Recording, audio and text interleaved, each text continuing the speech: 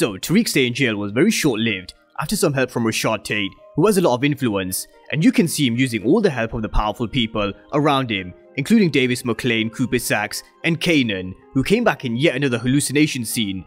And when he came out, this is such a rare thing to see from Tariq with how he went at Brayden, and rightly so. Brayden definitely deserved it, but Brayden gave it back to Tariq as well, and as expected, not only did Brayden hold it down for Tariq, but Effie did as well. And there is a bit more we learned about Effie in this episode, but with the Tejadas, Monet and Cane, they're in trouble, because Tariq is eyeing both of them. He can't trust any of the Tejadas, which we'll get to in this video, and Lorenzo being home, he really is causing up a stir in his family as we start to see the family split and divide, with Cane and Monet siding and Lorenzo favouring Drew.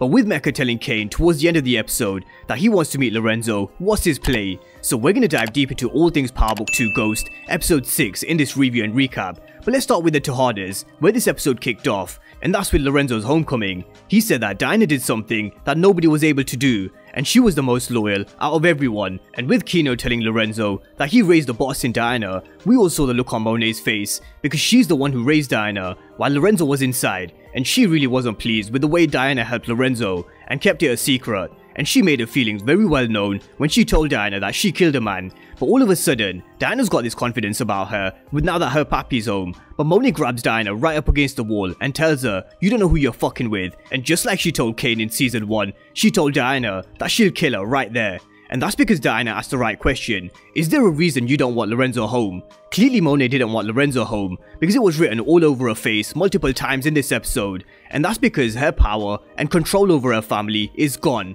Just have a look at the positions that Lorenzo is having his kids play compared to the position that Monet had them playing. And that was Lorenzo showing that he was back. He was at the head of the Tejada household, especially when he had Zeke patted down. And you can tell, he really doesn't give a shit about Zeke, because he's not his. And just imagine when he finds out that he's Monet's son, who she had with Mecca, who happens to be Kane's connect. So this Tejada split is just getting warmed up. But straight away, we see Lorenzo showing us how he favoured Drew over Cane when he told Kino that Drew is way ahead of his time and he'll be running the city when he's gone. And Cane really didn't like this. But before we get to that, who's Kino? He's someone that was inside with Lorenzo. He never hit Monet up when he was out because he's now working for the Broad Street Killers, the BSKs, a group of people that Lorenzo protected him from in prison, but now he's rolling with them on the outside. And this is who Drew was talking about when he said, you have to eliminate the threat. Lorenzo needs a crew. And Drew made the call that they need to eliminate Kino and take his crew, but they need to be very subtle about how they do this and get their number 2 on side, because the last thing that they want to do is start a war. And this is why Lorenzo prefers Drew over Cane, for many reasons. He told Monet that Drew's ready, Diana belongs in the classroom and he's happy for her to go to school, and Kane's a soldier. But Drew, he's got a cool head, he can build, he can make the right decisions, and he can handle himself in the streets. And even though he does have a weakness, which is Ev, which Lorenzo knows about by the way, he saw how Drew was clocking Ev at Lorenzo's homecoming party the night before, who Monet told to fuck off by the way. But that doesn't change Lorenzo's opinion on what Drew's capable of. This is something we spoke about heavily during the mid-season break, and now we're seeing the first stage. He's going from the outsider to the insider, to eventually then becoming the leader. And Cane feels annoyed, because when Lorenzo was on the inside, he was the one who found the new connect. But let's not forget about how he got back in with the family, and that's with the powdered sugar move, which Diana knows by the way. But just the first few minutes of this episode told us that Lorenzo is all about control. There was no way he was going to accept Cane as the plug. He sat down as the head of the family and laid all of their positions out. He said all of them will have their own people, which they'll be in charge of, except Diana, who'll go to school, but not exactly the school she wanted, and that's because Diana. So in return, she told Lorenzo about Monet's exit plan, which Drew backed up, and told her how she had this exit plan. When Zeke goes pro, they were all going to follow him around the country, and they'll all have different roles. And just like I said before, Lorenzo doesn't give a shit about Zeke. He doesn't get any special treatment just because he's Monet's nephew, technically son. So let's see what Lorenzo does with this information. But with Lorenzo favouring Drew, Kane's been someone who's learning from Mecca. He knows that without him, his family loses the connect. He's the plug. He learned that from Mecca in episode 4, when Mecca taught him that you can replace corner boys, but you can't always find another plug. But this also showed Lorenzo why he prefers Drew over Cane, because Cane is someone who's always thinking about himself. It's always act first, think later with Cane.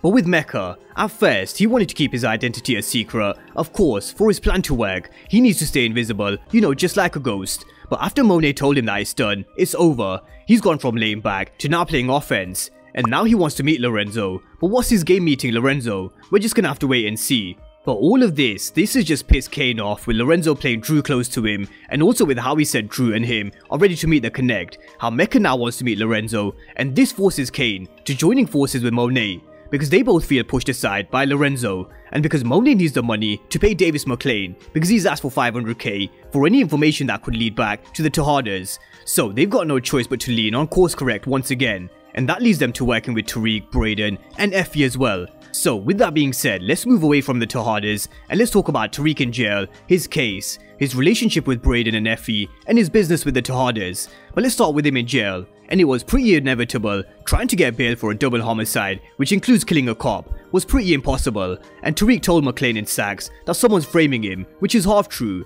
But Sachs knows who Tariq is, and he knows that he's not completely innocent, but McLean doesn't care. He makes it clear to never ask questions that they don't want the answers to, and he showed who's above who in this scene. And this little issue between Sachs and McLean is definitely one to watch, especially when it comes to Davis's brother, Theo. But notice how McLean said in this scene that Tariq's call with Tasha can wait. I bet we hear that phone call before the season ends. And while he's waiting for Rashad Tate, he's thinking, how the fuck did I end up in this position? How did he let Cane do this to him? But Kanan opened his eyes. He said he's looking at all of this wrong. He told Tariq that he's so focused on Cane that he's not seeing the whole board.